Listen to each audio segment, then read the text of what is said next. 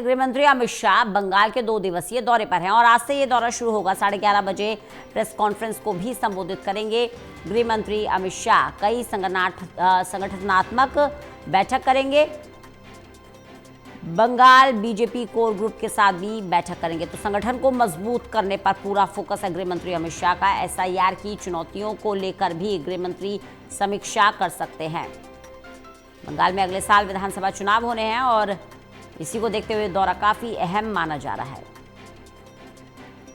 गृह मंत्री अमित शाह बंगाल के 2 दिवसीय दौरे पर 11:30 बजे प्रेस को संबोधित करेंगे। कई संगठनात्मक बैठक करेंगे।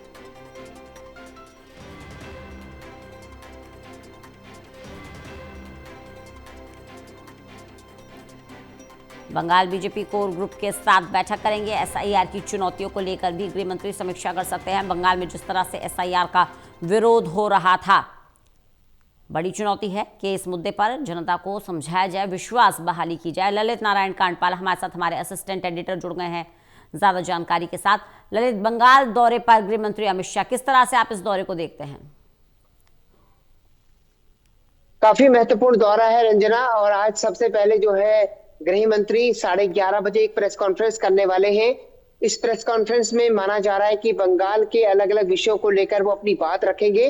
और सबसे महत्वपूर्ण बात यह है कि बंगाल की रणनीति को लेकर जो कुछ भी चर्चा कल शाम में हुई है, उसके बाद से वो आज भी अपनी जो है रणनीति को लेकर बातचीत कर सकते हैं, अलग अलग विषयों को लेकर जवाब दे सकते हैं। सबसे महत्वपूर्ण बात यह है कि वहां पर पश्चिम बंगाल में ममता बनर्जी जो कि मुख्यमंत्री है मौजूदा समय में, उन्होंने कल ही कहा है कि वो एक महाकाल का बड़ा भव्य मंदिर बनाएंगे।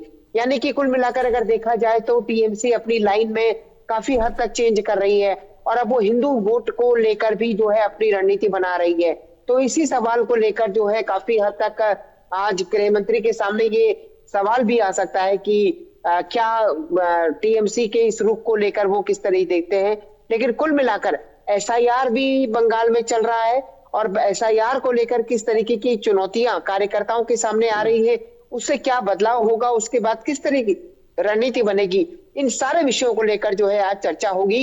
और माना जा रहा है कि आज वो शाम को 4 बजे जो है सांसदों और विधायकों के साथ बैठक करने वाले हैं। उससे पहले वो एक कोर कमेटी की बैठक को भी एड्रेस करने वाले हैं आज प्रेस कॉन्फ्रेंस के बाद। तो आज काफी बैठकों का दौर है गृह मंत्री का, और गृह मंत्री कल भी वहीं पर है। तो ऐसे में अब देखना होगा कि आज प्रेस कॉन्फ्रेंस में गृह मंत्री क्या कुछ कहते हैं, क्योंकि उनकी प्रेस कॉन्फ्रेंस काफी महत्वपूर्ण है।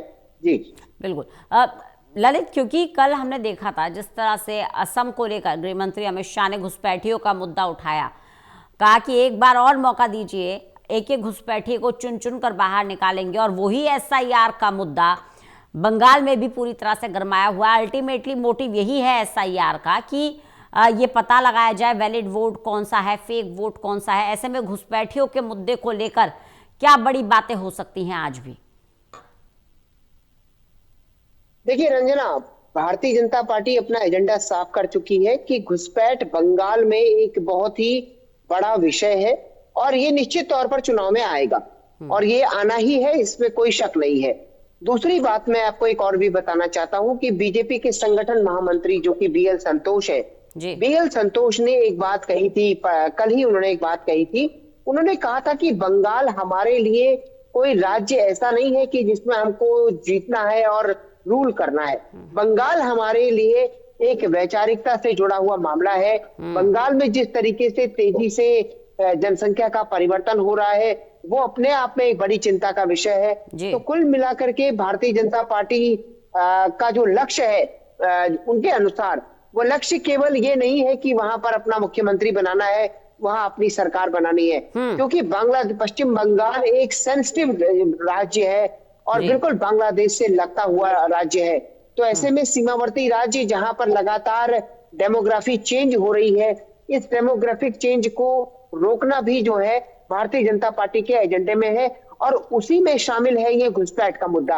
अब घुसपैठ के इस मुद्दे को आज गृह मंत्री किस तरीके से एड्रेस करते हैं, ये बताएगा कि भारतीय जनता पार्टी की क्या रणनीति होने वाली है बंगाल चुनाव में। चलिए, बहुत बहुत शुक्रिया ललित हमारे साथ जुड़ने के लिए।